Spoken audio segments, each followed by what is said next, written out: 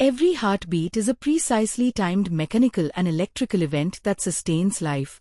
The cardiac cycle is defined as the sequence of alternating contraction and relaxation of the atria and ventricles that enables the heart to pump blood efficiently throughout the body. It begins at the start of one heartbeat and ends at the beginning of the next, ensuring continuous circulation through the pulmonary and systemic systems. The cardiac cycle consists of two major phases: diastole, the relaxation and filling phase, and systole, the contraction and ejection phase. These phases work together to maintain effective cardiac function and continuous blood flow. The cycle begins with ventricular diastole, during which the ventricles are relaxed and filling with blood. Blood returns to the right atrium through the superior and inferior vena cava and to the left atrium through the pulmonary veins. As blood accumulates in the atria, atrial pressure increases.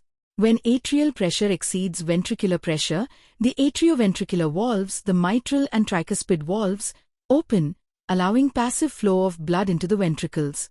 This passive filling accounts for the majority of ventricular filling. The sinoatrial node then generates an electrical impulse, which spreads across the atrial myocardium, causing atrial depolarization and atrial systole.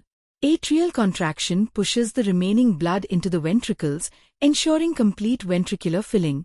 The volume of blood present in the ventricles at the end of this phase is called the end-diastolic volume, which represents the maximum ventricular filling before contraction.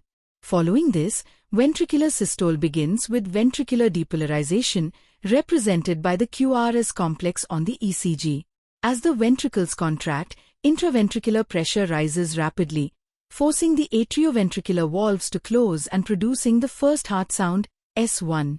At this moment, the semilunar valves remain closed and the ventricles contract without a change in volume. This phase is called isovolumetric contraction and allows pressure to build within the ventricles before blood is ejected.